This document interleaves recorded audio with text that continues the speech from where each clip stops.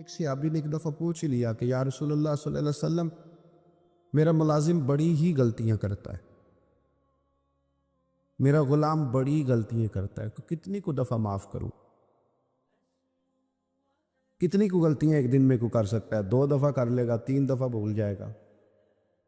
سوال پوچھا نا کہ یا رسول اللہ صلی اللہ علیہ وسلم، میرا غلام بڑی غلطیاں کرتا ہے، تو کتنی دفعہ معاف کروں؟ نبی پاک علیہ السلام نے فرمایا اگر تو نے گنتی کر کے گویا پوچھا ہے تو چلو تجھے اسی طرح ہی بتا دیتے ہیں۔ حضور کتنی دفعہ معاف کروں؟ فرمایا چل ایک دن میں 70 بار تو معاف کیا ہی کر لوں۔ حالانکہ 70 غلطیوں کو دن میں نہیں کر سکتا، کر نہیں سکتا۔ اس نے شمار کر آخر کتنی کو دفعہ معاف کروں؟ نبی پاک صلی اللہ علیہ وسلم نے فرمایا 70 دفعہ تو معاف کر ہی دیا کر۔ 70۔ حضرت ابو مسعود رضی اللہ تعالیٰ عنہ فرماتے مجھے کسی بات پہ غصہ تھا اور میں اپنے غلام کو مار رہا تھا، پیٹ رہا تھا، اور بار بار میں اس پر سختی کر رہا تھا۔ دور سے حضور نے دیکھا اور آوازیں دی۔ قریب جب حضور پہنچ گئے، نبی پاک علیہ السلام نے ایک جملہ کہا، پھر دوبارہ میں نے کبھی اپنے غلام پہ ہاتھ نہیں اٹھایا۔ اللہ کے رسول فرمانے لگے جتنا تجھے اس پر اختیار ہے نا، میرے رب کو اس سے کئی گنا بڑھ کے تیرے اوپر اختیار ہے۔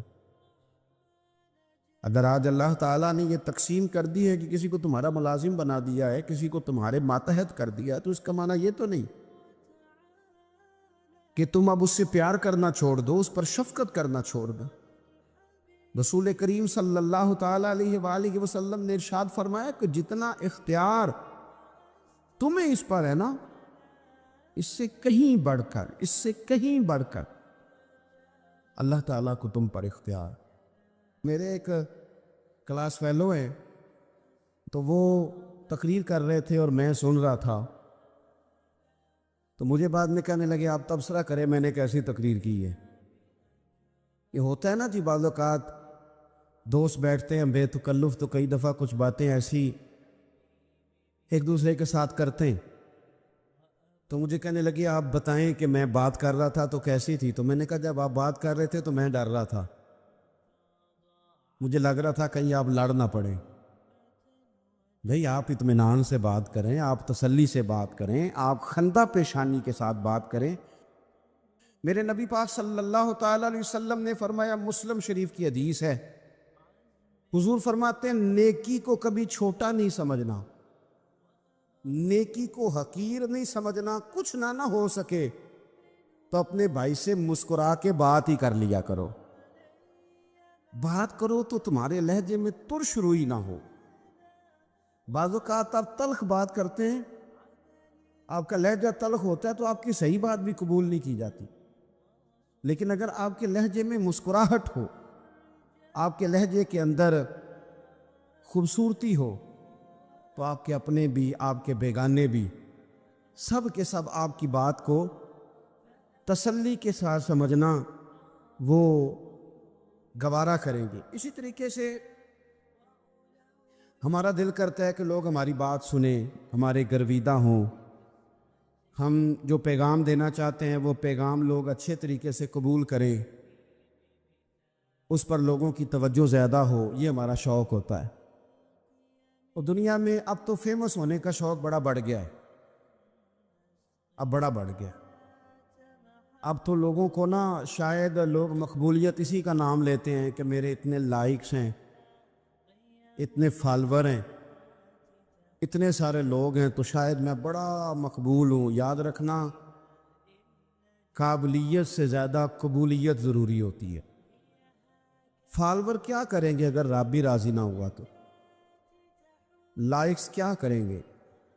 اگر تو قبول ہو جائے تو پھر چلو کسی لائکس کا بھی فائدہ ہے، کسی فالور کا بھی، اور اگر قبول نہ ہو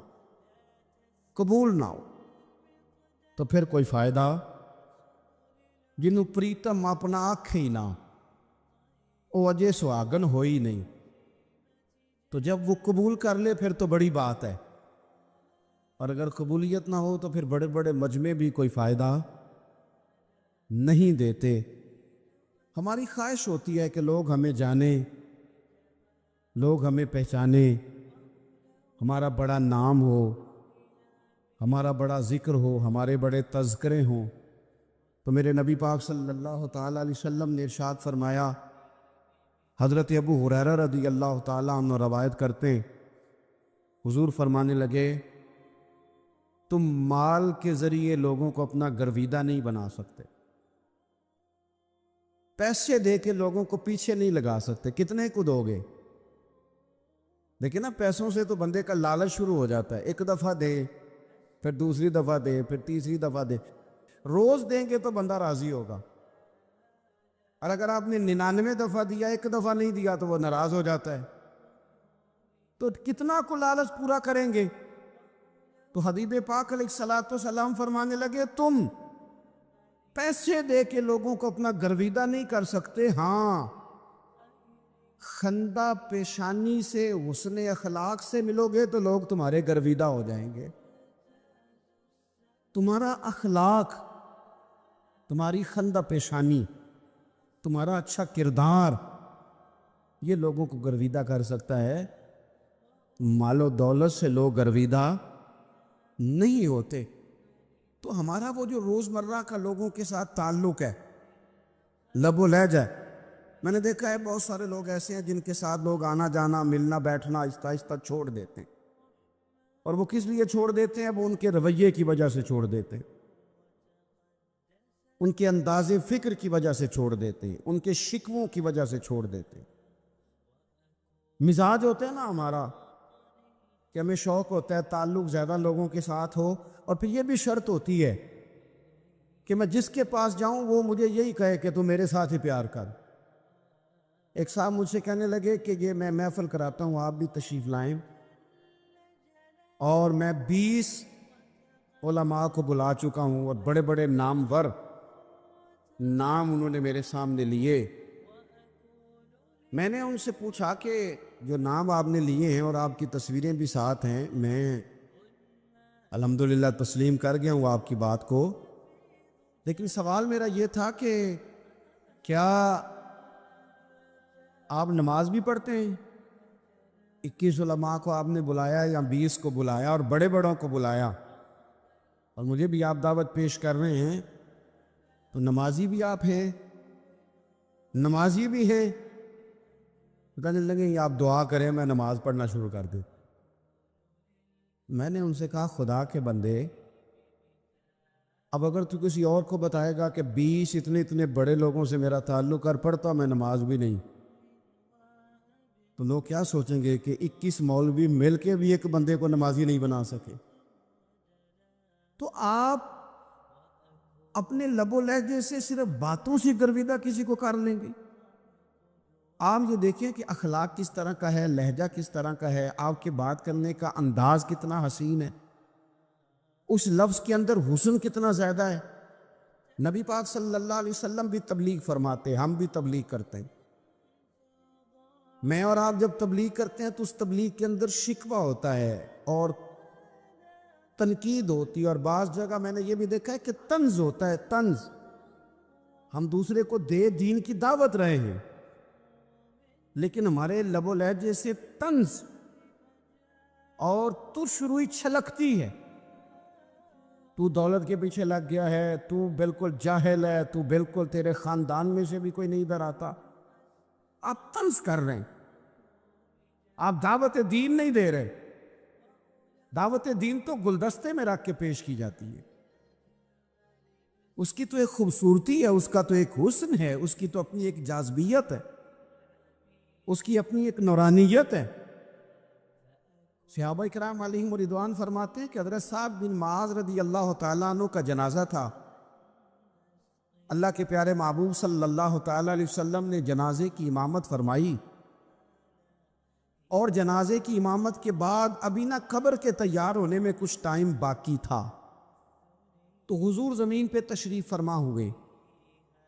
لوگ قبر کی تیاری میں ہیں، بعض اوقات ہوتا ہے نا ابھی قبر نہیں تیار ہوئی، تو کہتے ہیں کہ لکڑی کے ساتھ حضور نے زمین کریدنی شروع کر دی، اور دیر تک حضور نے چہرہ نور کو زمین کی طرف جھکائے رکھا، گویا زمین شرف دیدار حاصل کرتی رہی۔ دیر تک چہرہ نور جھکا رہا زمین کی جانب، حضور نے رخ نور کو پھیر لیا۔ صحابہ کہتے ہیں کہ ہم نہ بڑے، جب حضور ہمارے قریب ہوتے تھے تو ہمارا خیال ہوتا تھا کہ رحمت کی برکھا ہے، اپنے اپنے حصے کا کرم اڈیل لے اپنے اوپر۔ فرماتے ہیں منتظر تھے کہ حضور کب ہماری طرف رخ انور پھیریں اور ہم کریم سے کوئی بات سن سکیں۔ ارشاد فرماتے ہیں کہ ہم بڑے شدید منتظر تھے۔ دیر کے بعد نبی پاک علیہ الصلوۃ والسلام نے چہرہ انور اٹھایا، دیر کے بعد چہرہ انور اٹھایا۔ یہ دیکھیں تبلیغ ہو رہی ہے، اور جب حضور نے چہرہ انور اٹھایا تو آنکھوں میں آنسو تھے، رو رہے تھے۔ اور 3 دفعہ حضور نے فرمایا، چونکہ قبر تیار ہو رہی تھی، 3 دفعہ نبی کریم نے فرمایا لوگو، قبر آخرت کی منزلوں میں سے پہلی منزل ہے، اس کی تیاری کر لو، اس کی تیاری کر لو، اس کی تیاری کر لو۔ 3 دفعہ حضور نے یہ جملے دہرائے۔ کیوں؟ ایک میں تبلیغ کرتا ہوں، پر اس میں نہ درد ہے، نہ رونا ہے، نہ وہ لب و لہجہ ہے۔ ایک حضور دعوت دے رہے ہیں قبر کی تیاری کی، لیکن اس میں آنسو ہیں، اس میں خاص رغبت ہے غلاموں کے لیے۔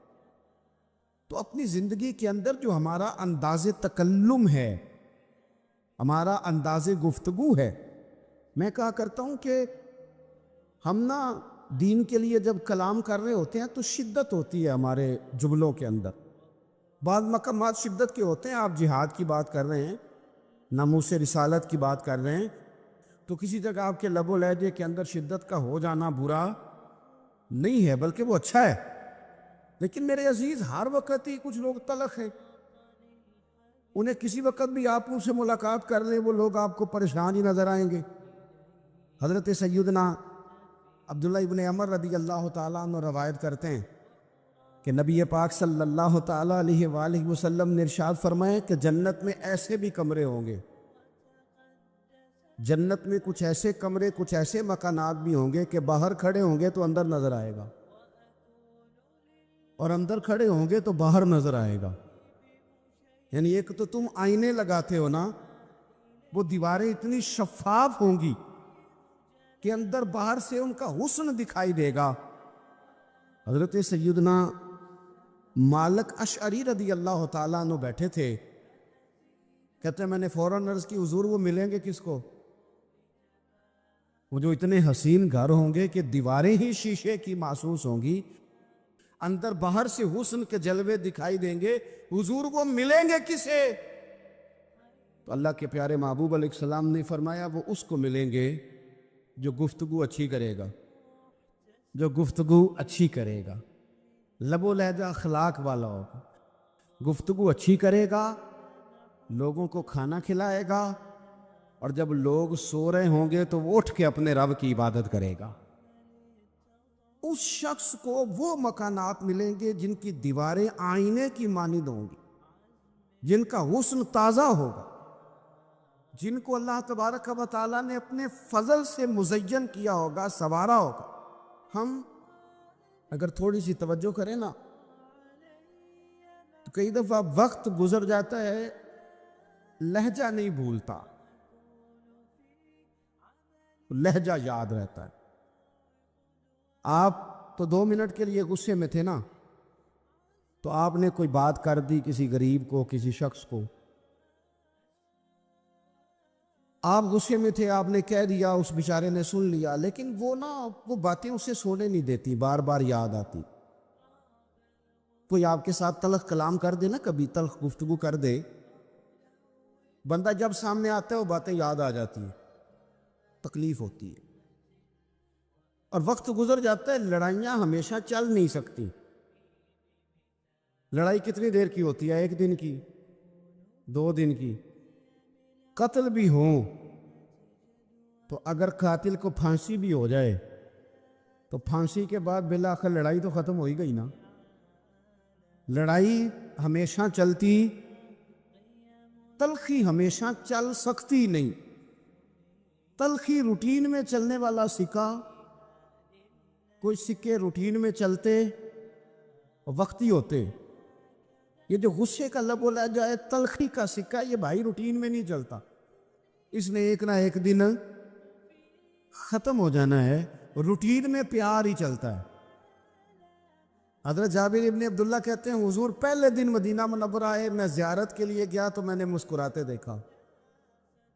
10 سال میں دیدار کرتا رہا، اور وصال سے چند دن پہلے بھی میں نے زیارت کی تو مدینے والے محبوب کو مسکراتے ہوئے ہی دیکھا ہے۔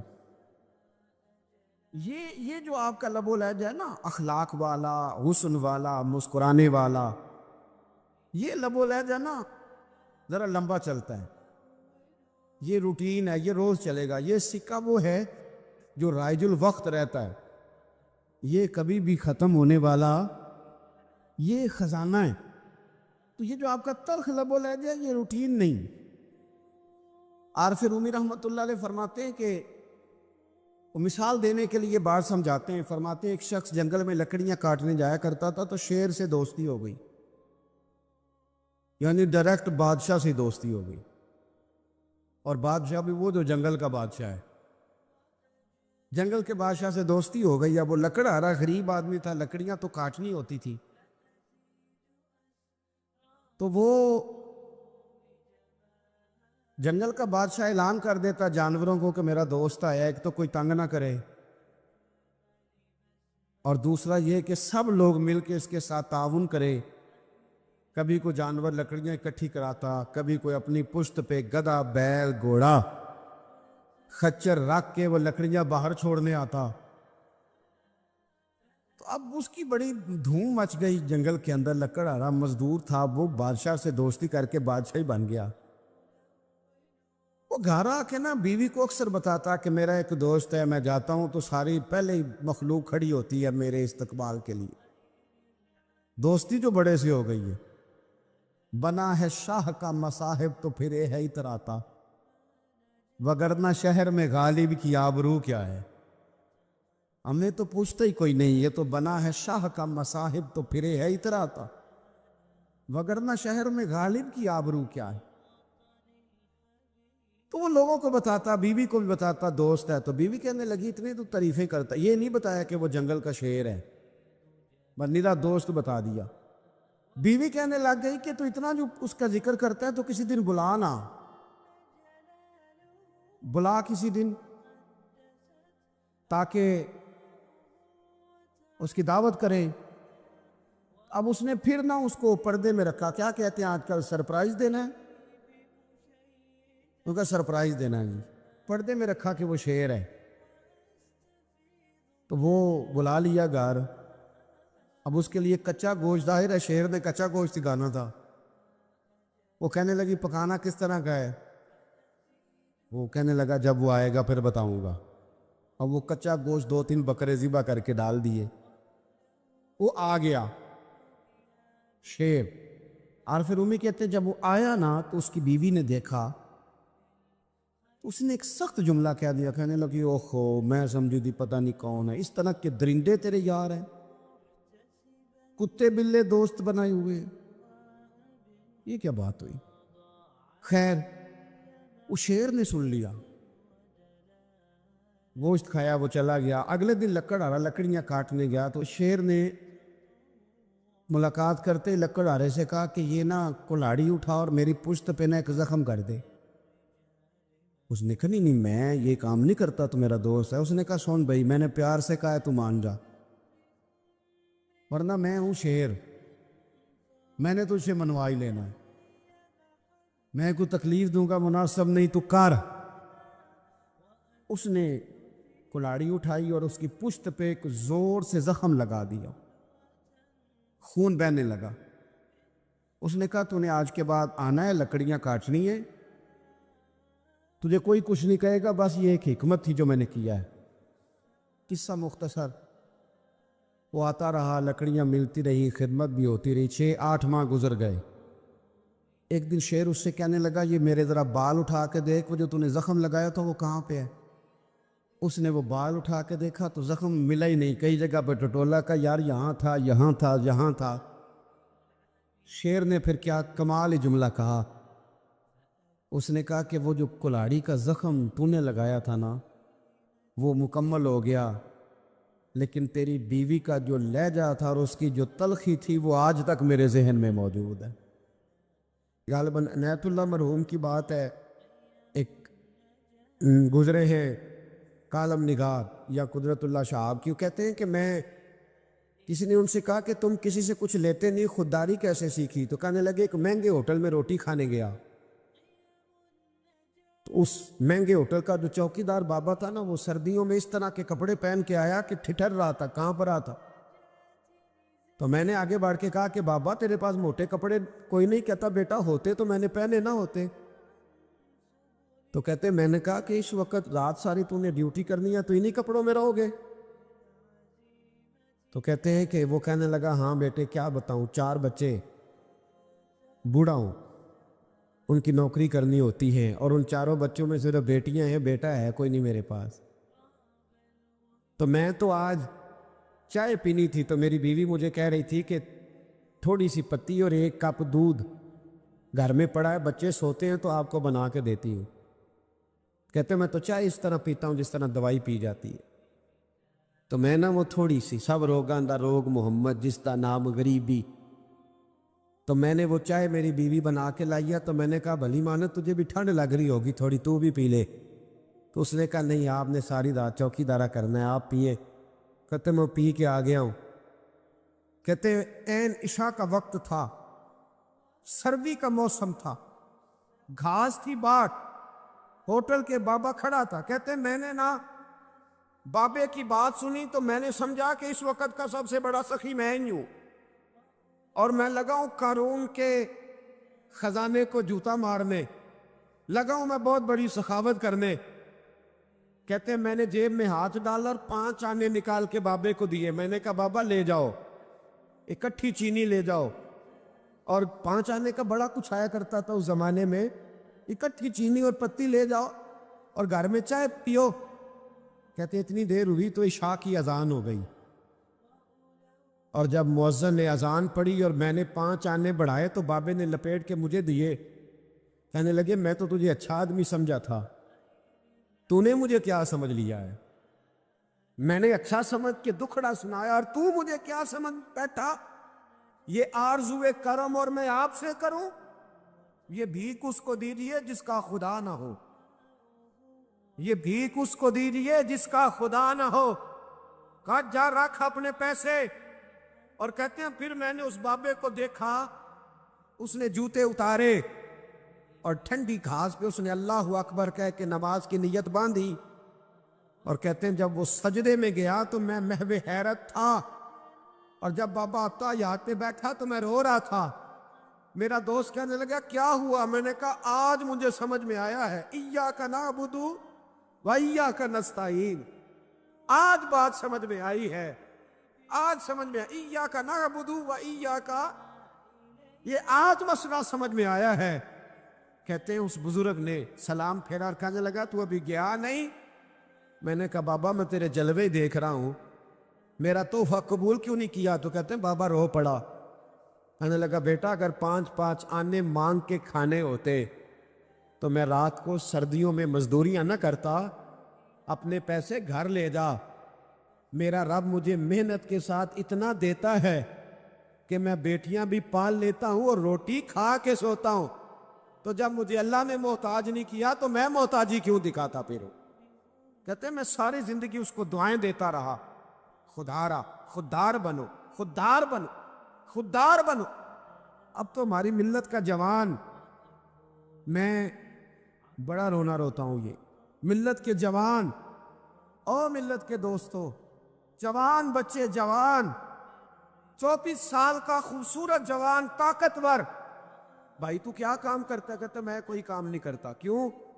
کہتے 2 بھائی کرتے کیوں ہیں کام، وہ گئے ہوئے ہیں دونوں یورپ، تو میں ان کے پیسوں کا حساب کرتا ہوں پیچھے سے۔ تو اپنی عمر دیکھ، اور اگر پھر پوچھ لیں دوہرا کے کہ تو کیا کرتا ہے تو کہتے ہو کاغذ جمع کرائے ہیں باہر جانے کے لیے، تو میں نے کہا باہر بعد میں چلے جانا، یہاں کوئی کام نہیں کرنے والا۔ ہمارے بزرگ تو مشورہ دیا کرتے تھے، دیس اپنے دیاں ولہ نالو تمبے کھادا دے کدی تمبا۔ سلطان بہو فرمایا کرتے تو تمبے کدی تربوز نہیں تھیندے، پاویں سہ منا گڑ پائیے، یہ میٹھا ہو سکتا؟